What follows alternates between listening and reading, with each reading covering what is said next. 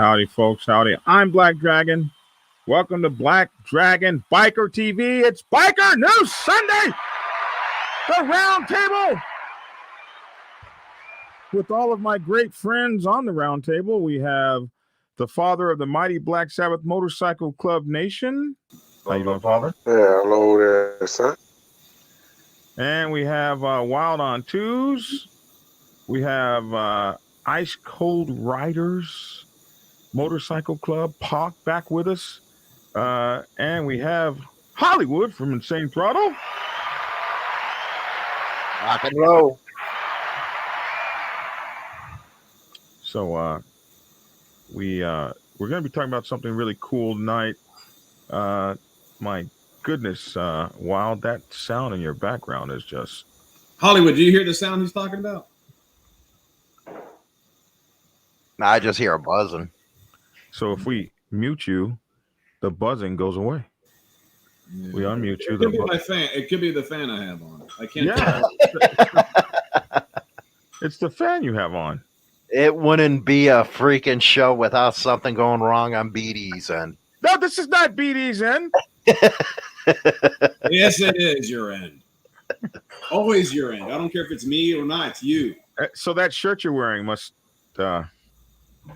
be saying something. Okay, you can read.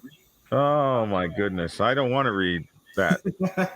By the way, man, full disclosure, dumb old Skeletor, man, stole my video talking about it right now. Just full disclosure. Anyway. You give you credit? He ain't giving me credit. He's an ass. You want to tell us how you really feel? Everybody knows how I feel. Just saying, man. It takes it is what it is. Well, hey, copying is, what is it? There it is. Whatever you turned off, that did it. What'd you turn off? I fucking muted myself. That's what I did. You know what they say? What is it? Copying is the greatest form of flattery. Something like that. Imitation is the greatest form of flattery. You go. Been imitated like the rest of us. Listen, Black Dragon Biker TV. This is our weekend show. We don't have Bones or Big Bone. We don't have Shaggy tonight. Maybe Shaggy will come in a little bit later. It's always a good possibility that Dibber will come in. They're having Armistice Day over there or something like that. The Queen was not able to attend that today, but Dibber is over there with his bros that were in the military, celebrating them. And that's really cool because my bros celebrated me, and those of us who are ex-military need those, celebrations of folks who say thanks and everything. That really does. We really do need that. We really do appreciate that. So definitely we will see these guys back next week. But I wanted to talk tonight about this thing that happens in motorcycle clubs. Oh, and I also want to say we are back on Facebook. Yeah. After 2 months of not being able to go live, the Facebook gods have decreed that I can be back on Facebook for however many days. Do you get kicked off again? Yeah. They said I threatened somebody. They said I threatened somebody. You can't even swear right, man. How are you going to threaten somebody? I'm just saying. With the pearly white teeth, that's smiling. Oh, well, there you go. Like that T-shirt. So let's see. Club politics, man. Club politics. So I think the worst thing for me about being in a motorcycle club is the nasty, stinky, evil demon that comes in called club politics. And it seems like the longer you're in, when I first came to a motorcycle club, I first came to my club, it was mired in a political fight. And that political fight kept them from bringing in new prospects. It kept them. These guys were divided for so long, and we just saw so many things going on. And I came in as a prospect in the middle of this big, huge war between two sides, and it affected everything. Like, if you brought in a prospect and this guy got voted in, then one side would have a vote more than the other side. So no one's going to vote for that guy. All kinds of craziness. And the longer I've been in clubs, I love motorcycle clubs. I love the motorcycle club world. I love the motorcycle club life. But there are some things that I can do without. And when I was a hard running prospect, I think I had the greatest time in a motorcycle club I would ever have. It wasn't any more fun than that. After that, it just went downhill in terms of fun. I didn't know, and like when I first got in, first patched over, I didn't know where the money went. I didn't care. All I wanted to do was pay my dues, ride my motorcycle, support those colors. I felt so big when I rode down the road with my colors on my back. I was one of them. I was a member. It dawned on me one day as I was riding, I'm so proud, and not one of these damn cagers even knows what I'm wearing or understands or even gives a damn. But I'm at the top of my world. I'm at the top of my game. I'm riding, I'm rolling, I'm chasing women, and more women, racing my motorcycle down the road. Got people calling on me to check on me at night, make sure I got home. We didn't have particularly like you have now where you hit the WhatsApp and say safe and then turn off your beacon. It's been reporting your whereabouts for the last 7 hours. You didn't have that, but you would call a brother, call a sergeant at arms, call your sponsor, call the sergeant at arms and say home safe. This is before text messaging. You guys don't know a damn thing about this. And you might stop at a payphone and call a brother and say, I made it to San Diego, made it to Los Angeles safe. And there were places that we would go. It was just a blast sleeping on the side of the road with the brothers, going to the Salton Sea and racing motorcycles up and down the sand flats, all this stuff, this brotherhood stuff. And I didn't think about money. I didn't think about who stole the club treasury. Like, I would never even have cared, man. Somebody said seat surfing down 805. Holy moly, I remember that.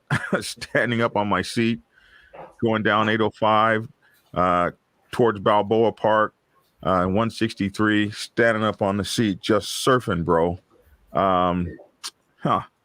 These were the good times of motorcycle clubbing for me. I want to thank you, Kokomo, for that kind donation. Then later on, I started getting into officerism, as we could call it. I started becoming an officer, running for an officership and all this kind of stuff. And that's when motorcycle clubbing changed for me. That's when it became something completely different. And I got to see the ass of many brothers through the years doing things I thought they were incapable of doing. Things that, weren't, the best things of the so-called brotherhood. And then as I became aware of politics between club to club and all that kind of stuff, some of this stuff just bleh.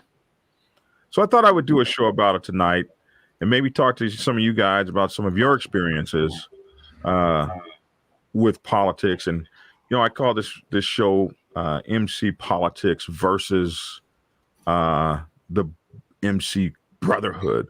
Club politics versus the brotherhood, and talk about maybe some of the things some of you guys are seeing. Not like, for instance, you Wild. I know you've been through some hell maybe even talk to the father about it. Hollywood, I know you've seen some things. And Pac, you've seen your share of things. And maybe talk about some of that kind of stuff. And maybe come up with some ideas as how we as brothers in the club can change some of that, maybe teach some of the younger guys what to look out for. So we'll talk about that and spend some time together after. Hold on, let me get my button here together. Yeah, let me do that. We'll talk about that after this. Prepare yourself to take the helm as president of your mighty motorcycle club by delving in.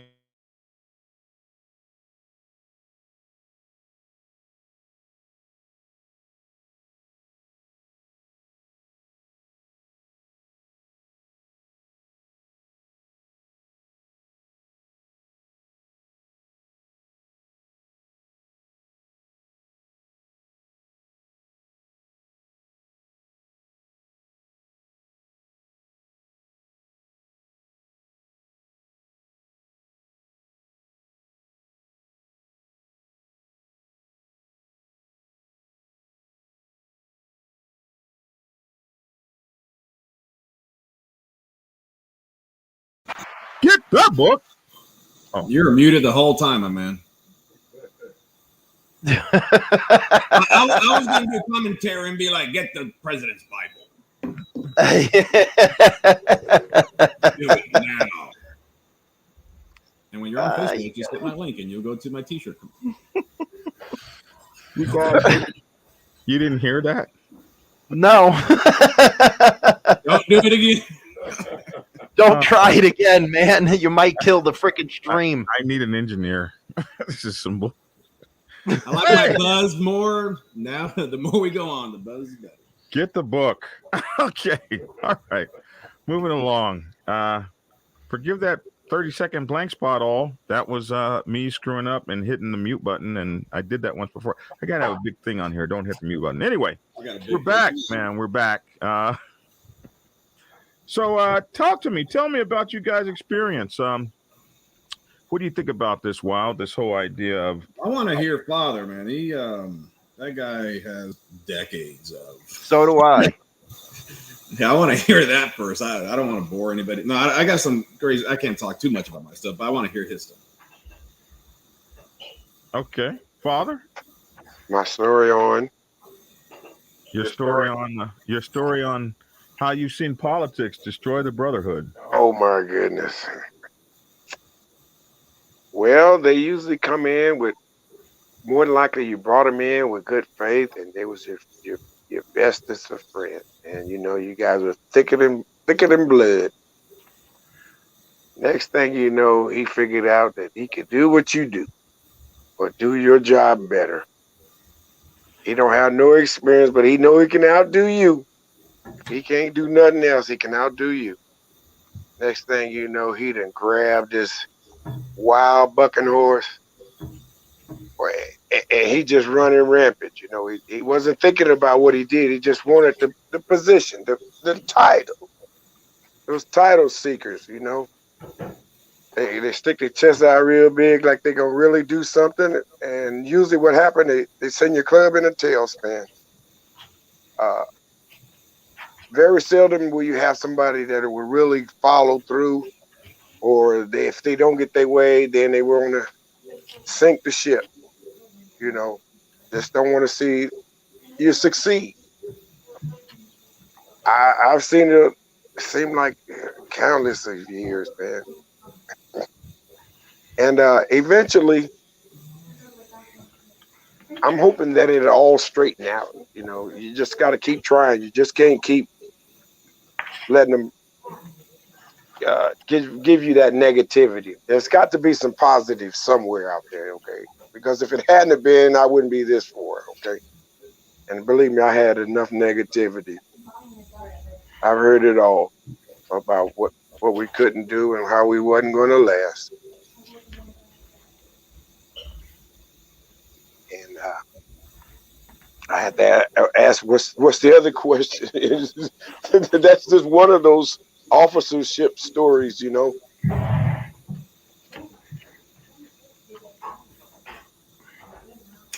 Yeah, Anybody? and one of the things that I mean, politics always gets involved. Ever since I always say, because I know situations that there's people that are prospects already talking about taking over a position once they get patched into the club before they even have experience. And you have two sides, right? There's people that try to start clubs that don't have any experience starting clubs. It's going to take them longer to get there, and they're going to go through trial and tribulation.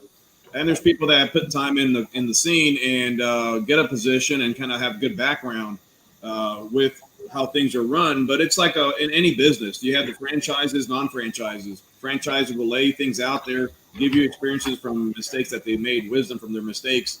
But once people get a little taste and they think that it's pretty easy, they think they can do it better, and then they find out they probably can't.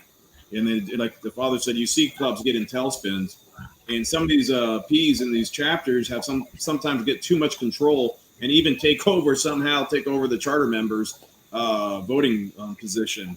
And I've seen that before. So it gets a little tricky about how to combat. It's okay to have opinions, and you want your brothers to be giving you the truth of what their opinion is.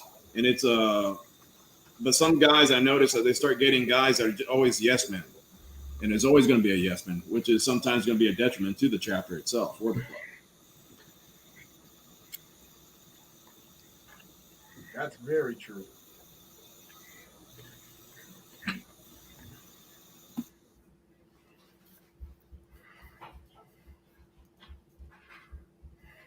Everybody's so quiet. I know. Come on. What them questions at me? Oh, okay. There you go. Now I'm back. I can bring it down to two things, and it's human nature: power and greed, and it's never gonna stop. With MCs, most of the time, the officers ain't making the money, so again, it goes to the power aspect. Something I never understood, because you're taking all the heat for the club. You're the one up 24/7, and everybody hates your guts anyway. I'm kind of bullish on this subject because it has ruined a lot of historic clubs. If you look at what's going on in today's scene, and it's also one of the reasons why people don't want to join them anymore. It just plain and simple, a lot of people don't want to join clubs anymore because they have heard the horror stories of all the politics and the backstabbing. And it's unfortunate because clubs used to be a deal where you could go hang out with your brothers and get away from that stuff in the world of citizens. It just ain't like that anymore. I think it comes down to power and greed. Power and greed and ignorance, Hollywood. Power and greed and ignorance. You're echoing. Power and greed and ignorance. You see power, you see greed, and you see ignorance. When I say ignorance, I mean, there's this thing that we talk about, the Kruger-Drummond effect, and it's something that I read about a long time ago, and that is the idea that you don't know what you don't know. If you don't know something, you cannot know it just because. If you're in an airplane, you go climb in the cockpit seat. The pilot dies, and you stayed at a Holiday Inn Express last night. So you go sit down in the pilot seat because you're just sure that you can bring that plane home. By sitting down in the pilot seat alone, that does not now download the information into your mind, and all of a sudden, like the show, what the heck was that show where they were dodging those bullets, real slow. The Matrix. It's not like the Matrix where you're going to download the information. You are sitting in that chair, and unless somebody calls you from the tower and tells you what to do, you're not going to know what to do. You don't know what you don't know. So this Drummond-Kruger effect talks about people who there are two kinds of people. Somebody who thinks that they they're going to figure it out as they go. And then there's the other guy who knows what he's supposed to do, but he's too afraid to do it. So there's the idiot that doesn't know, that's going to jump up there and do it. And there's the brilliant guy who just doesn't have enough confidence to do it. And a lot of times I see in club leadership, these guys that come running in and they don't understand motorcycle club protocol. They don't understand history. They don't even know the history of their own club. They don't even know their club bylaws. But they are gregarious guys. They can sway people. They're good liars or good communicators, or they have that suave. They walk around with it where people just know this guy knows what he's doing. He doesn't have a clue. Hey, you got that as YouTube creators. Go ahead. And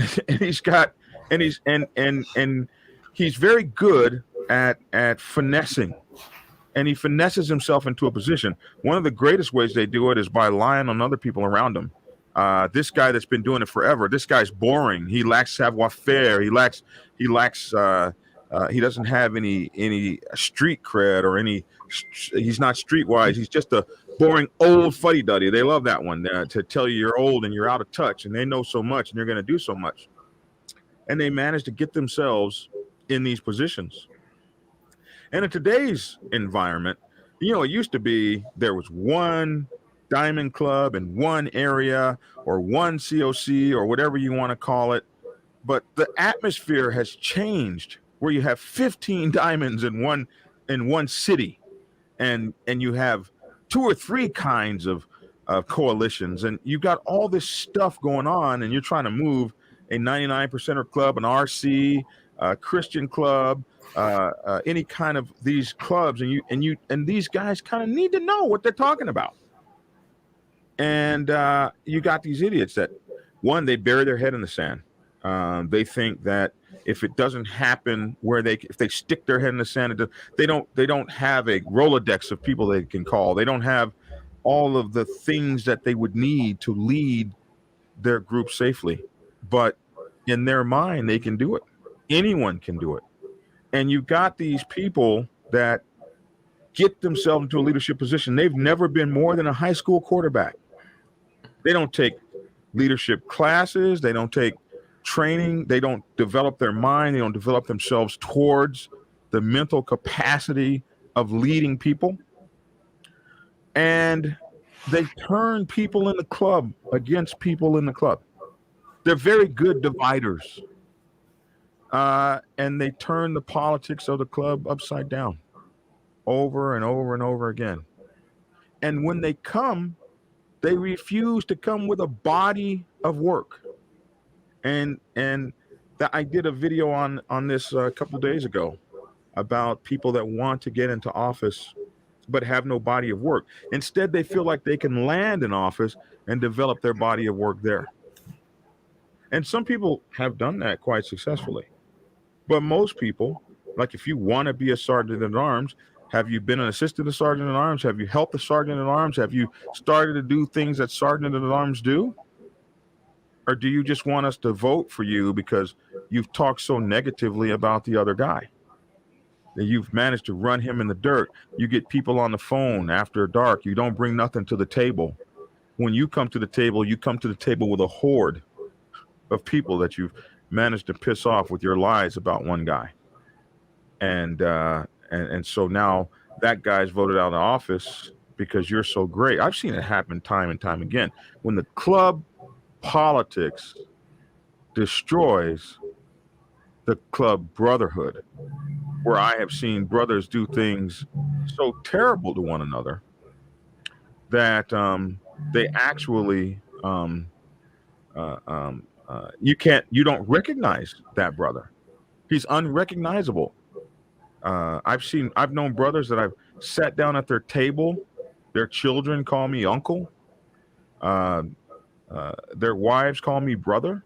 I've had brothers do that and turn and cut my throat for I love me patch that says president or regional president or whatever. I call these the I love me patch. The patch on the back is the I love us patch.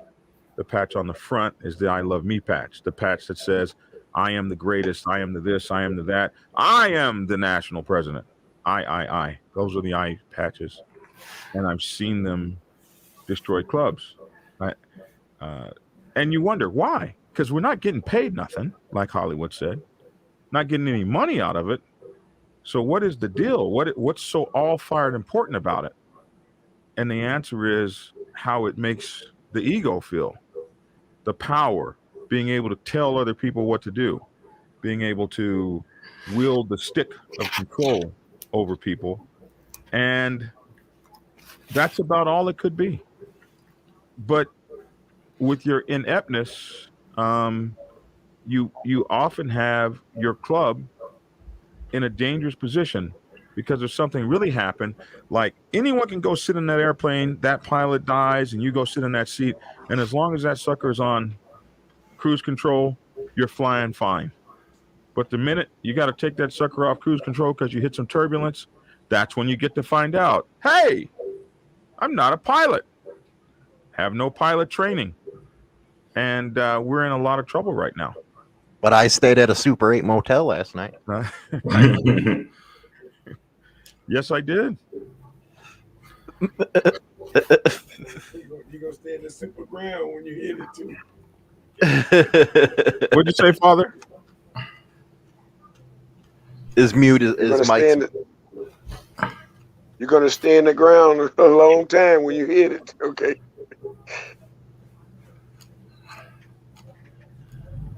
So I wonder, it's like, what are some of the things you've seen, Pac? Haven't heard from you tonight. Oh man, everybody want to be Tony Soprano. You know what I mean? Everybody want to be Tony Soprano. But if you watch The Sopranos, Tony Soprano was smart. He had people all around him, and he had people to help him figure things out. And that's what it just comes down to. I mean, with people backstabbing, we call that dissension, and we don't tolerate it. Because if you call me telling me talking about another bro, I'm finna call that bro on the phone and tell you to say what you just said to me, because that's how mutiny starts. And we don't allow no mutiny. If a guy's not doing his job, we have bylaws to bring him up on charges. We have ways to correct that situation to get him to do his job or get him out of that position. But the number one thing is people going behind people's back. And as far as people thinking they can do the job, I tell people all the time, if you want my job, wear the hat before you get the job, if it's that important to you. Because if you don't wear the hat before you get the job, you don't get the hat, and everything is going to crumble. So it's just basically, I mean. But how does a person wear the hat before they get the job? I mean, as far as with me, good example, my VP, I get the luxury of choosing my VP. But before he was even the VP, I needed something done. It was like he read my mind. He jumped on it. I could call him up and say, hey, can you handle this? It got taken care of. He called me up. Hey, I took care of this. So he put himself in a position to read the bylaws and see what that job entailed. And he just started wearing a hat. Time came, I needed a VP. It was a no-brainer. But I'm not just going to pick a guy that just, because I've known him all my life and he just got to be a full patch member when I got a VP already doing, a guy that's already wearing that hat. And he just jumped right in it, and it was seamless. Or as the Apple iTunes say, it was intuitive the way it just went together so smoothly. But I just think, I don't know, everybody want to be Tony Soprano, but being Tony Soprano, the heaviest the head that wears the crown. You know what I mean? Absolutely. Well, it's like BD said. I mean, not to say all clubs, but there's clubs out there. I've seen the guys, and you can tell that was the guy that got picked on, bullied, never had any power. Suddenly they join a club for certain reasons, and then they feel that they have that power just because it has a certain name in the back of their vest, and now they're walking with their head up high, thinking nothing's going to happen. Then they start feeding off of that. Then they think they can do better jobs than other people. And first time people, giving that power trip to them. And it could be something, I've seen those guys before that, that's the only thing they have. And they take the wrong way of thinking, trust me, there's people that they need the club. They need the club. But you got to remember, if you need the club, then make sure you do it correctly. Like Pac says, like wear the hat. Doesn't mean, it's just like a job. There's always a job that says you apply for a job that says you don't have experience. You're like, well, I need to get the experience. If you don't hire me, I don't get the experience. Same thing with that Pac said. It doesn't mean that you have to go be a VP somewhere. It's no, just put in the work. Talk to the VP. Say, hey, maybe in the future I would love to be maybe in your position. It's okay if I shadow you, or you can drop some knowledge, read the bylaws, learn the bylaws, talk to people. But then when your time comes, it comes. There's no rush. If it's supposed to be a lifetime commitment, not within a 5-year thing, you want something. I mean, what's the rush? There shouldn't be a rush to be in a position. Same thing as prospecting or anything. There shouldn't be a rush if it's a long-term commitment. Well, I think people get away from the idea that it is a marathon and not a sprint, and I think that people get away from that idea, and they want it now. Like, if you become national president in the first 3 years of being in the club, where the hell is it? Where is there for you to go 10 years from now? Where is there for you to go? 40 years from now or 50 years from now, where is there for you to be? You won't be anywhere. You'll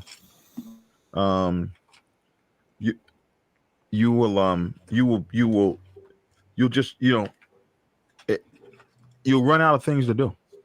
And also this idea that, the club owes you, the club owes you this spot. The club owes you because you put your suit on. Now it's your turn. Some kind of way, your turn has come. And the other thing is, what is it that clubs do to people? That you go from mild-mannered super dad to midlife crisis guy who has to have a motorcycle to some badass with tattoos all over you, all in a 12-month period. I'm blown away by that. And it's because when you come into the motorcycle club, the first thing you get rid of is who you really are. Because we don't call you John E. Bunch II anymore. We call you Black Dragon.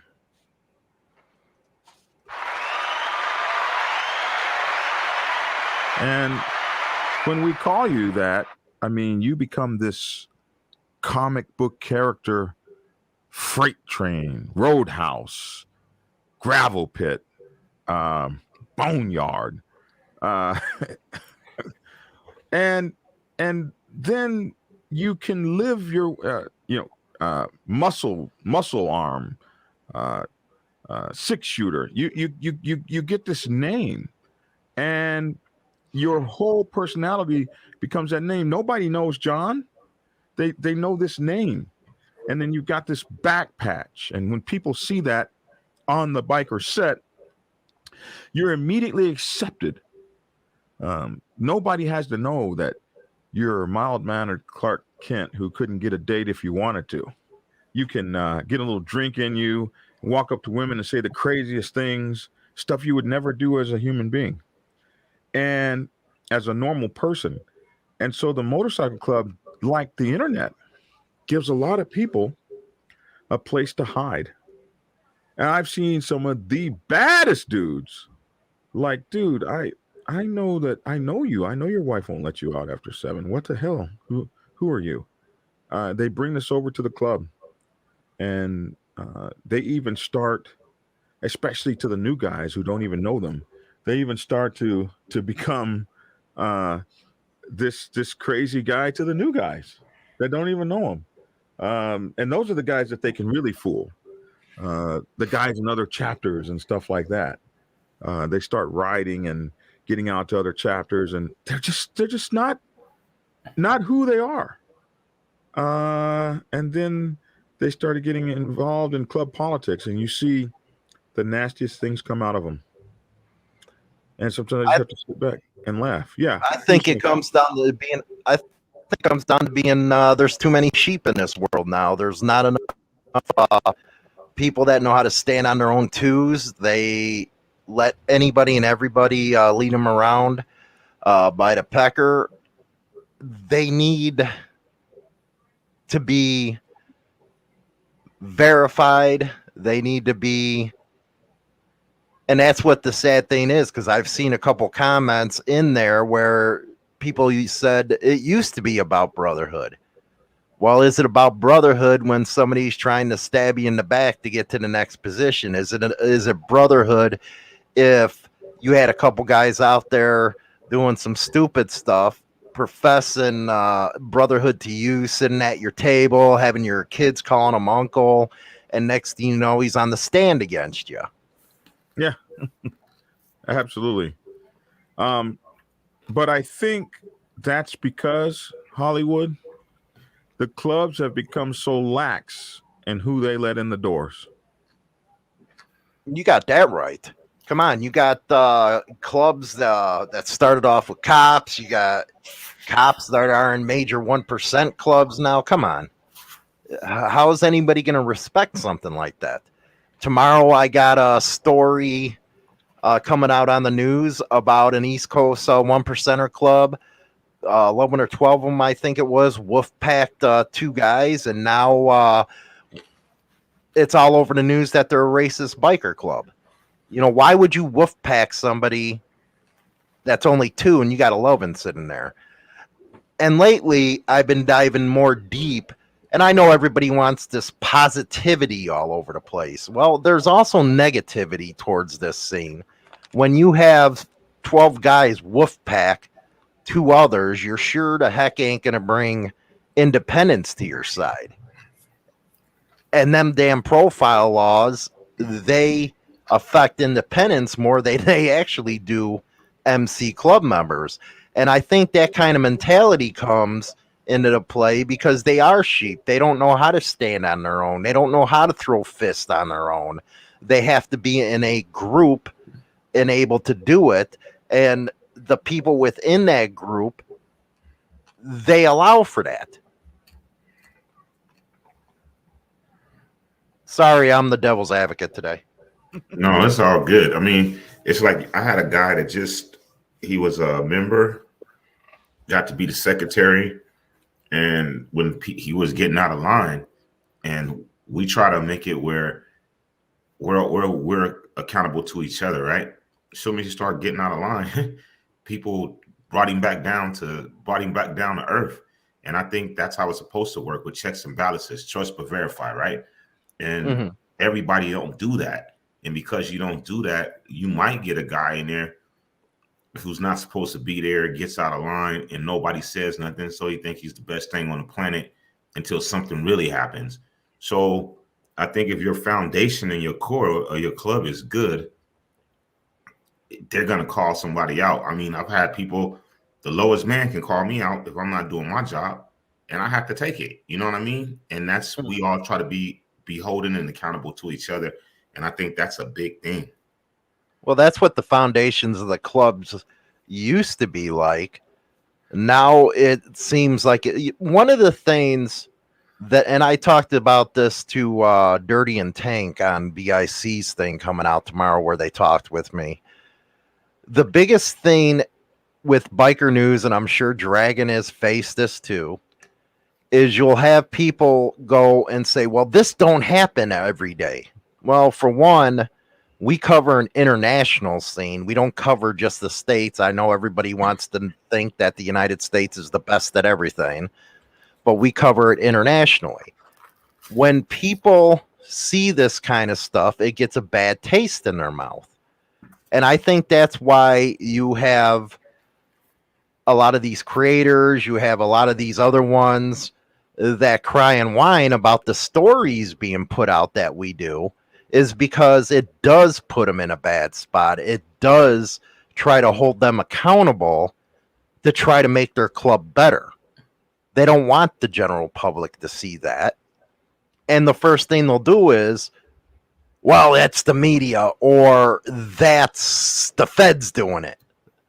Come on, man, really? If you want to get away from where everybody thinks it's a fake brotherhood, then you got to make some changes. You got to go back to your roots. You got to get, back to the way things were done, where it was hard as hell just to get near a club. Now you just go on the internet and do it. Just about. Uh, just about. I've seen clubs actually uh, do open calls and things like that on the Well, internet. you look at it, BD. You have the so-called 1%. I'm not mentioning the names. You got a couple out there. Everybody, and I'm no fan of them, but they'll go out there and bash Iron Order as a cop club, or bash them that they're selling patches.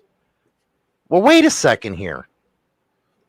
One of the major 1% clubs is doing it now, and so is one that claims 1% that started that way. Right there, that's hypocrisy. But then you wonder why things are going as bad as it is right now with what you're seeing in the news. Huh. Huh. But nobody wants the bad stuff to go out, right? Because if the bad stuff to go out, there's two sides of two sides. But we all know that there's good and there's bad. You know what I mean? So if you guys are doing the news, being objective is not just giving the rosy picture, but giving this is the cornucopia of what we got going on. We got a lot of this and a lot of this and a lot of that. But as far as clubs not sticking to values or whatnot, I just think it goes down. It always goes down to the leadership. It's never the men. If the leadership don't let the wrong men in, they won't be there to do the bullshit. And if the leadership has their head in the right place, then they'll get control of the situation. My friend wrote me a letter. It's so funny. He wrote me a letter. He's in jail. He's doing life. He said, Sean, you a throwback. I said, what do you mean? Because I was telling him some issues I was having. He said, you expect people to have your same honor in the code that we grew up with, but they not playing that way. So you have to talk to them in a way, but don't change who you are. And I think that I've become pretty good at that because everybody don't have the same honor code. You know, whether it's being in a motorcycle club or whether it's just being a man and standing on your own tools. That honor thing has gotten forgotten. Is forgotten. But when you hear the news, everybody want to be a gangster, but all the gangsters have real honor amongst each other. And there was a code. And I think if we could get people to get back to a code, then yeah, it's going to be negative things that happen, right? But it won't be to the way that it is these days. Are you guys reporting this negative?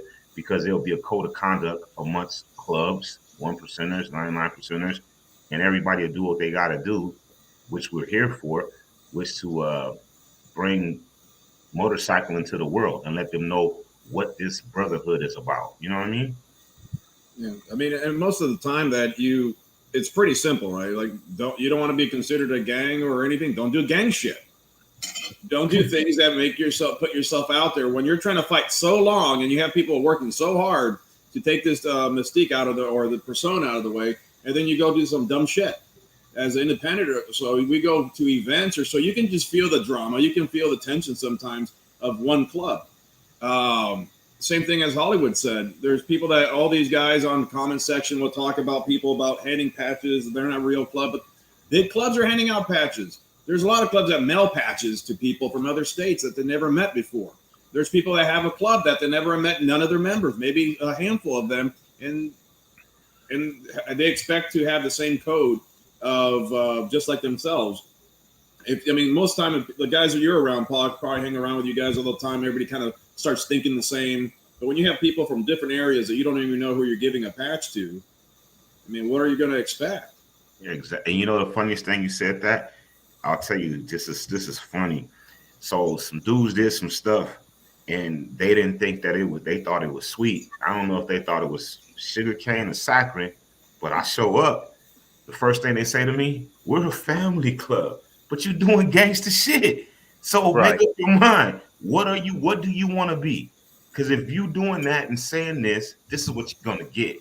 If you're a family club, stand on your square, do your stuff, and protect your family. But I think people, they watch too much TV and everybody get a little brazen and they don't believe that if you put negative out there, negative is going to come back. It's TV generation biker right now. For example, we were just talking about the patches. Well, I'm sure everybody's seen that one deal because all the sites out there are putting it where this guy was in each one of the top 1% clubs and then another one. And BD, you've probably seen this one. Well, wait a second. How can we look at that when you've been in every one of them clubs and they're letting you do it? But most importantly, how often are you seeing people that are lasting more than 5 years in one club? And then you wonder why there's all the problems that you're having. You don't see them anymore. You sure the hell don't see any. It's hard to find anybody that's a 30, 40 year member now. That tells you how much things changed. Things have changed quite a bit. And it goes to leadership. They let these type of people get into the leadership role.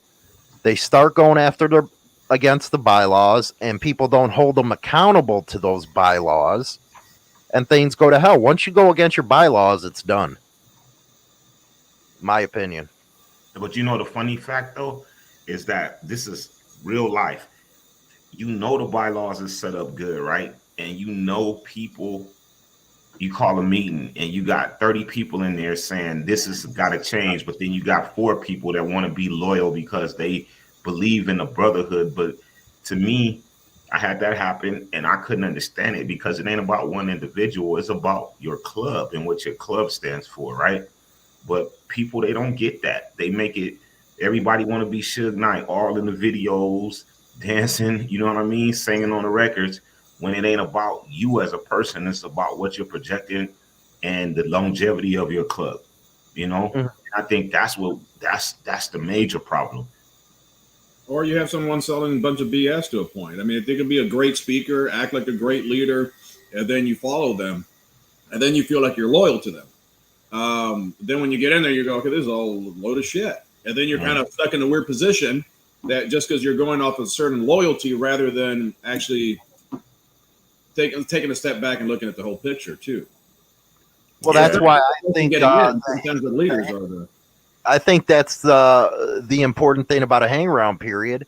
Screw if they only have a 3-month hang around period. No, hang around them for about a year or two and see what they're all about. Everybody's too in a rush to go and get a patch. Hang around them. You'll see what the leadership's all about at that point if you hang around a year or two. And then if they got a prospect time of, maybe 3, 4, 6 months, whatever it is, tell them you want to prospect longer. That way you get to really know them.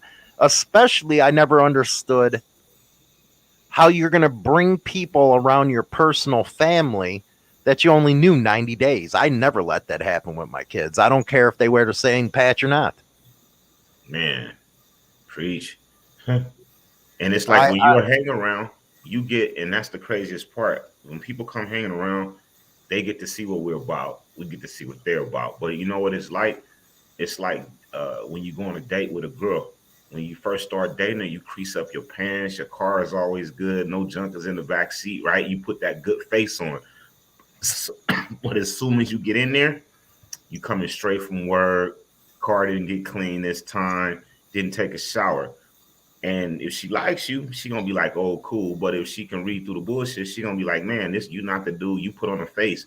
And I think that people in clubs, we have to recognize that and know that he's putting his best face on. So when are we really gonna see?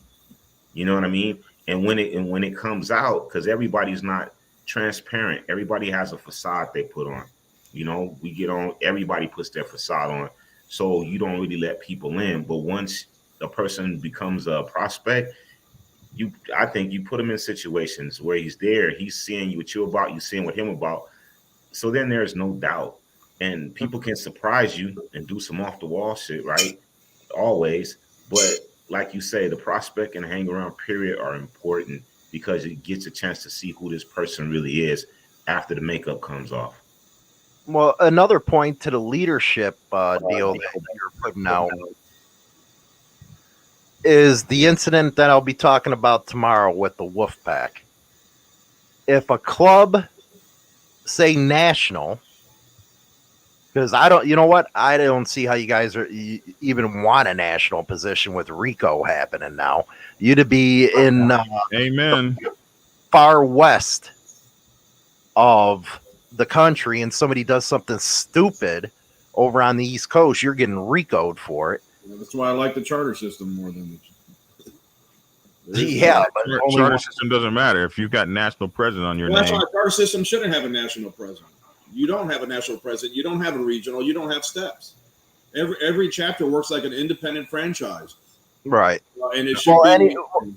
What I was saying, Wild, on too about that, and you to follow up on this, is you see that 11 or 12 of your guys wolf packed 2 people, and they're all over national news now. And you want to say, hey, wait a second, we're a club. Come on, you think the general citizenry is going to look at it that way? No, as a leader, as an officer, it's not about at that point, hey, he's my brother, I got to back him. No, wait a second. Your loyalty is supposed to be to the club, not the individual.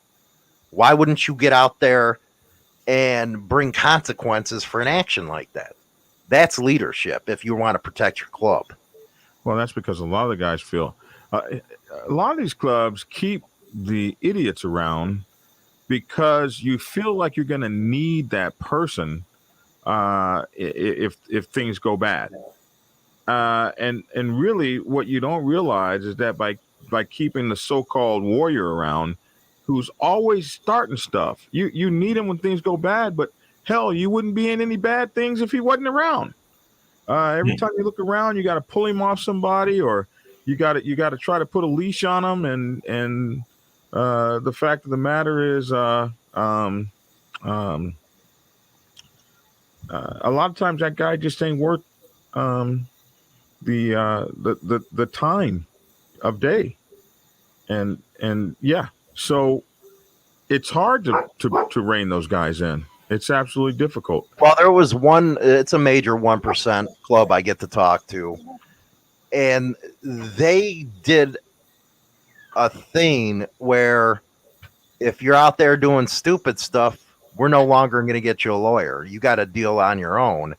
And by them doing that, they were able to buy hundreds of acres of property for the club. And that's where the leadership comes in. It has to be about the club, not the individual.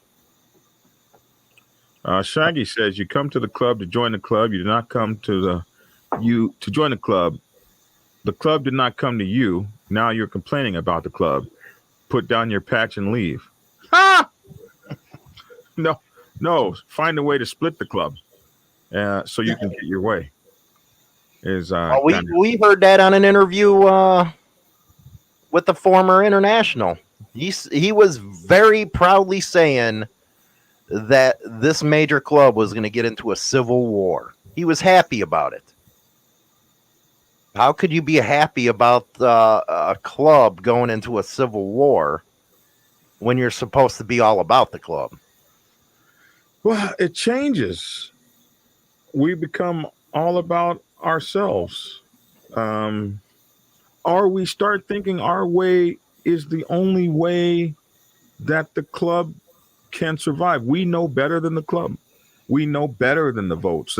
Some people shouldn't be voting. We'll change the vote. We won't let them vote. Absolute power corrupts absolutely. Even a little bit of power, it starts to corrupt. When you go to church to learn how to be a Christian or a Muslim or a Jew or a Sikh or whatever you go to church to learn how to be, it's not innate in you. It's not something that's born in you.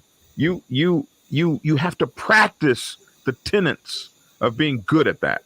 And the motorcycle club is the same way. We talk a lot about how bad it is, but how do we talk about how to fix it? Shaggy, his approach is always, just so pure, and it's like, if you don't like it, leave. You came here trying to be me. You wanted to be me. You now that you are me, you want to change what we are. Well, if you change what we are, you change the fabric. We didn't want to change our fabric of what we were. We didn't want to be the Glee Club. You came in here to be a biker, and now you want us to start singing Christmas carols. You want to change that. But you came here as a nothing to be one of us. So I say that you got to check yourself on the inside. It's hard for reflection. It's hard to look in the mirror, but you got to, damn it, wake up and do it. If you care about the MC, if you care about being part of the greatness of the MC, you must understand that the MC came before you. You're not greater than the MC, and it's not about what the hell you want. If you're an MC that votes, it's about the voting of the Brotherhood. If you're an MC that doesn't vote, that is kind of a top-down kind of thing, bro, that's what you came into. So be part of that. And it pisses me off, these my way or the highway people who will destroy the MC, tear it apart, cut it in half if they can't get what they want. You seen that play out right there on a live interview. Seen that play out. I saw I saw a former national president of a storied MC, a mystical MC, in one interview that you did, Hollywood. I saw that person break some bounds I never thought I would see being broken, and actually do an interview. And then Well, Wild On 2 was there with me too, so and, give and him then some. speak negatively. Let me tell you something. I've had it put to me, bro. I've had it put to me. I'm not happy about, I would hope that if you would see me on TV or on this thing here, that every single person in the world would think Black Sabbath, Black Sabbath, Black Sabbath, rah, rah, rah. He's the biggest promoter ever. Because that's all I'm going to ever be capable of doing. That's all I'm going to ever be capable of doing about my club. That don't mean they don't show their ass. that don't mean that I don't, Father. That don't mean we ain't got no grapes, does it, sir? What's Father have to say about all this? I'm gonna put me on mute and put him, let him talk, because we can't both talk at the same time. Hold on, here we go, Father. Look, there's plenty of times for trials and tribulation, and it's always the I guy that want to change the we situation. That's my say about it. You just have to look out for him, because he coming there and they're gonna try to recreate the wheel. The wheel is already rolling. He wants to take it off and put on the spare tire or something.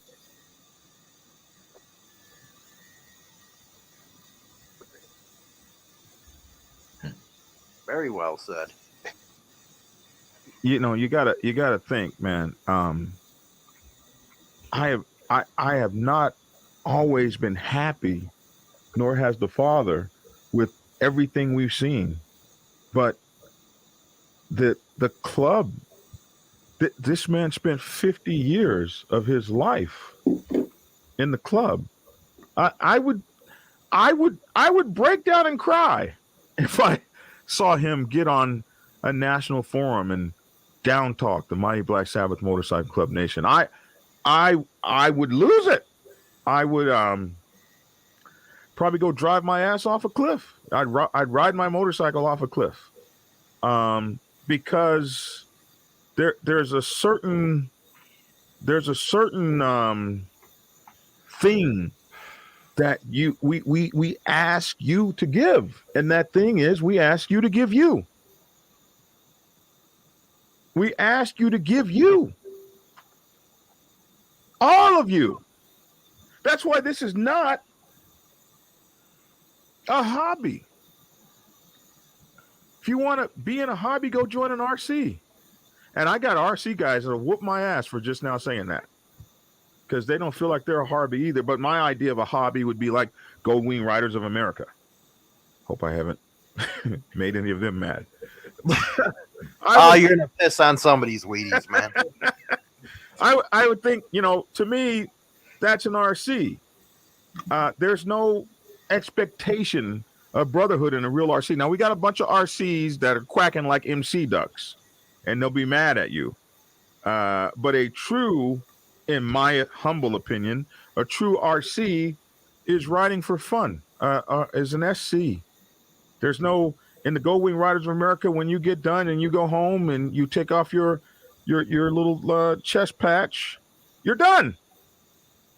But in my motorcycle club, you might call me up at 2:00 in the morning. Hey man, I'm stuck. I don't expect to call 4-H club up at 2:00 in the morning.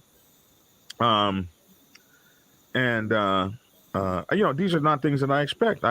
But I do expect that in an MC that we have a brotherhood. And so if we have a brotherhood, why are you lying on me, man? To get yourself to the next spot. Why are you taking the things I've done and converting that? What's the term? Why are you taking that and trying to make it be something that it's not, so that you can convince people that I'm not who I'm supposed to be, or I'm not what I did, so that they will choose you? Why not just run off of who and what you are? But what gets me is the suckers that you get to listen to you. That's what cracks me up. The confused little suckers that hide in a back room with you, because you guys are going to all divide up the territory when you're done. And I think it's funny, because if we handed this over to you, all you would do is start losing members and chapters, because you ain't built a damn thing and you not capable of building a damn thing. You didn't build it, so you didn't do it. So it's easy to tear down something somebody spent a lot of time building. It's easy to tear it down. It's easy to tear down something you didn't build. You didn't build. It's very easy to tear it down. I can rebuild this tower. Don't even have a foundation and offer your foundation, really. Okay. And then they forget you. You didn't do nothing.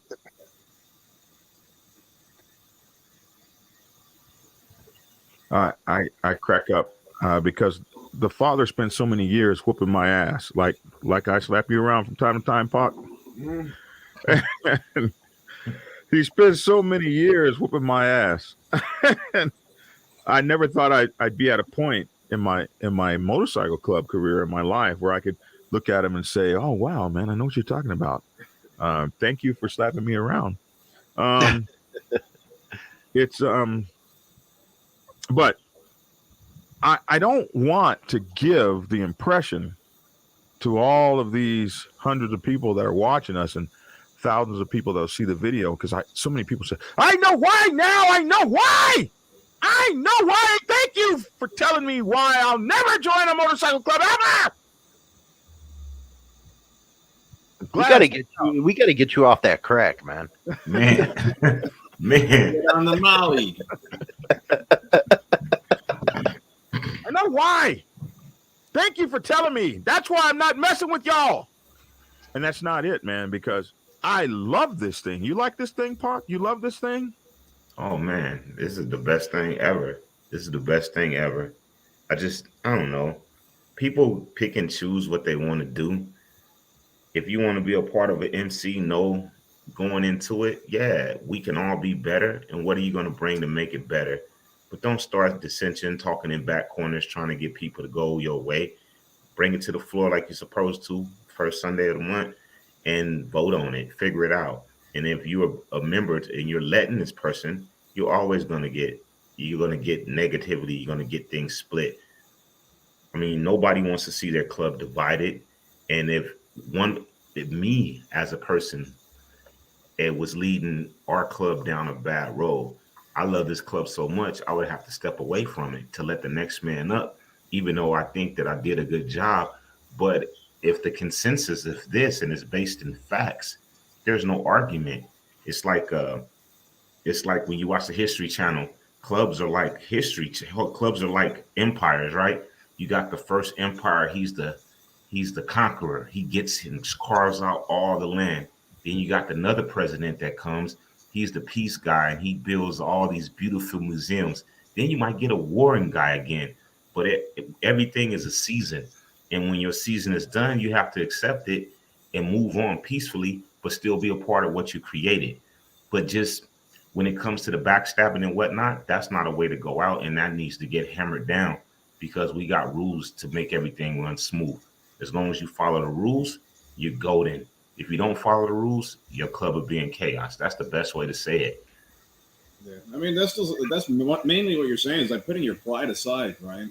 Man, It's the pride of anything. Just an argument when you argue with someone. A lot of times I know when I'm wrong, but sometimes I continue that. I like poking the button, poking their buttons a little bit. Then I got my pride in the way. Then you just got to step back and just understand other people's views. And if there's a lot of people pointing fingers, I mean, you got to take a look at yourself. man. Because sometimes we think we always do the best job, or not. You wouldn't be confident if you didn't think you're a leader. If you think you're a leader, I mean, that's some positive confidence that you have. But sometimes the confidence gets in your way and puts blinders on. And like you say, you have great people around you that help you be the person you are and the P that you are. And sometimes people put those blinders on, don't pay attention to what other people are saying. They might be hearing it, but not listening to it. So, And I just think, I mean, that's the biggest thing with those four guys around me, as well as my club. I mean, like I said, I used to have a secretary. Oh my God. But he was important. Everything was an issue, everything. And sometimes you just want to zone it out. But what if you miss something that he's seeing that you're not seeing, right? So you have to be a good leader and listen because I know it wasn't done out of animosity. It wasn't done out of jealousy. It was done out of trying to make our club the best it can be. So I think if I can take me out of the situation or any of us in that position can take ourselves out of the situation and put the guy that was voted in that position in, everything will be clear. Because as long as once you, like you said, Dragon, everybody has ego. After a while, your ego gets into things, right? And your personality gets into things. Those things make you a leader. But once you take that out and you can lead for the position and draw strength from the people around you, how can you go wrong? But when you let your ego get in, then you have an issue. That's the way I see it. Well, Drag, I got to jump off. I got to get tomorrow's show ready for everybody. It was a great topic, man. We appreciate you, Hollywood, as always. You guys make sure to check out Insane Throttle Biker News every single day. He's got a new story coming up tomorrow. I know all about that story, and it is very interesting. So check him out. He's got a whole bunch of new great stuff coming up. He's also got next year. He's got a roundup. What's that going to be? What's that roundup? Creator Roundup? Yes, sir. Yeah, that's going to be at the Freedom Fest, and then in I think a week later, we're going to go up by Pac. No, nobody's allowed to go to Pac until I go to Pac. I'm just going to do it now just to better get your ass moving, man. And, also, Hollywood's got this really neat thing for creators. If you want to learn how to be a creator like all of us up here, and learn how to make money at it or whatever, Hollywood is giving free seminars. I was a guest speaker in his first seminar yesterday, and he did that on his Discord channel. But I think he's going to do the rest of them on some sort of what do you call that thing? Well, we might keep it on Discord. Everybody was figuring it out finally. But it's Saturday, 5:00 p.m. Central Standard Time. And go add the Roku app, the Insane Throttle TV over there. You just see these replays there, too. So I'm out of guys. It was good to have you, man. I was a guest speaker on there last night, so hopefully I'll get to do it again. It was a lot of fun talking to all the people. I'm gonna be taking off myself, BD. I got some stuff I got to do. I'm shutting it down. So Oh, take care, good. brother. Thank you. Wild on Twos. Check out his motovlog. Wild on Twos just got 743 new subscribers on his Instagram channel in 1 month. Oh no, that was YouTube. Was that YouTube? Yeah, I don't do anything on Instagram. Why did I think it was Instagram? It was posted on there. I saw 743 new. So congratulations on that, man. Yeah, no, that's mostly from everybody here. Insane. Everybody. I mean, the whole community, the creator community, pulls together and helps each other out and cross promote. So that's huge. Very proud of you. Pac has got. Take care, Wild. Thank you, man. You want to talk about Wild? You going to tell us about your new thing yet, or you going to hold that? I'm gonna hold that. Okay. Take care, Will. Yeah. Pac has got riderrep.com, Rider Republic. Oh, he's got one of the hats on right now. They take everything from the Rider Republic, riderrep.com, and they take that and they give it back to the community. So we love that about you, man. Appreciate you. Riderrep.com. Is that RYDER? RY. Yes, sir. RYDER.com. Thanks for being a guest on the show tonight, man. Love you much. Yeah. Appreciate you. And the father, man, it's so nice to have you in Atlanta, sir. It's nice to be here. Nice to have you here with me. You got to come for the annual. Yeah, we had the annual in Macon. What is it? Their 12th year or something? 10th, 12th year? 12th year. 12 years ago, I came here to Georgia I actually came to Georgia 20 years ago, but 12 years ago, I put together the beginnings of the original 7 of the chapter down in Macon, Georgia.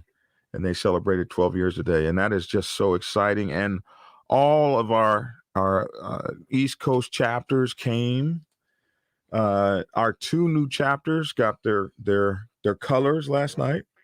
Our Louisiana chapter and our Maryland chapter actually got their colors last night. So we don't send colors in the mail. You got to ride in the cold and get your colors if you want some.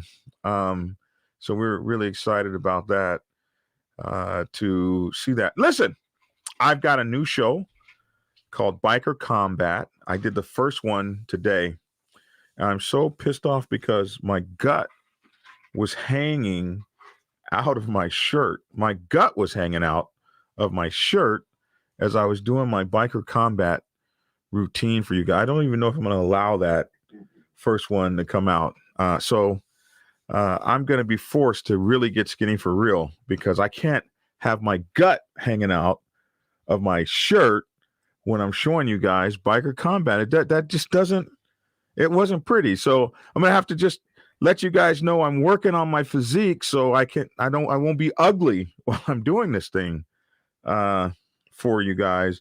But my first Biker Combat video I'll be putting up after this video tonight. So you can see it tonight or you can see it tomorrow. And we'll be doing Biker Combat, which is, these martial arts routines and ways you can practice and these things you can do. Our first video is over the axe hand. It's about the axe handle, how to use the axe handle. Since a lot of my buds are carrying axe handles, a lot of my bros are carrying axe handles. So we'll do axe handles and see how that works. Deborah says, do a low carb diet with me, Black Dragon. Absolutely. I'm absolutely getting ready to do a low carb diet with you guys. Shaggy, we appreciate you. Love you, man. Thank you for being on in the comments, holding it down for us down there. And just love you so much together. And we got SW Custom Sewing. Thank you, man. Appreciate you. Yippin Yahoo. One tune. When you make a name like that, nobody can read that name, right? 1 ton. I can't do it, but I appreciate you, man. Thank you so much for being on the show. Black Dragon Biker TV on Facebook, Black Dragon Biker TV on YouTube, Black Dragon Biker actually on Facebook. The Dragon's Lair Motorcycle Chaos is our simultaneous podcast. We're simultaneously broadcasting this. You can see that this is that studio over there. That's actually broadcasting there. So wherever you get your podcast, you can get the podcast that we're doing. The Dragon's Lair, Lair, Motorcycle Chaos. The Dragon's Lair, Motorcycle Chaos. So download that and listen to it in your car, whatever the case may be. Hope you guys enjoyed the show tonight. My biggest thing that I want you guys to take from the show is that there is stuff that you can do to do better, to drive yourself to be a better member in the club. And part of that is not taking part in the BS. And if you refuse to take part in it, then you can stop it in its tracks. That and get back to the greatest stuff that the MC has to offer. Anyway, Roger Watson says, good seeing you guys. Great show, love and respect from North Carolina by way of San Diego. Oh my God, this is Dago Sumo. I'm seeing it. Holy moly. Sumo, what up? Hey, it's good to see you, brother. I hope you got that cowboy hat you were talking about. Man, Dago Sumo goes back, man. That's right. Our friendship goes back decades. It's That's so good right. to see him. He's in North Carolina now. North Kakalaki. Doing his thing. Wow, Dago, man. It's so good to see you, bro. Okay. I'm Black Dragon. That's my 2 cents. I'll run my commercial again. Hopefully it'll work this time. I love you all. Just keep doing the best that you can do. That's all any of us can do. And have a great night.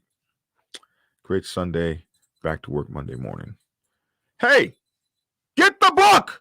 Prepare yourself to take the helm as president of your mighty motorcycle club by delving into the pages of Black Dragon's newest book, The President's Bible, Chronicle 1, Principles of Motorcycle Club Leadership.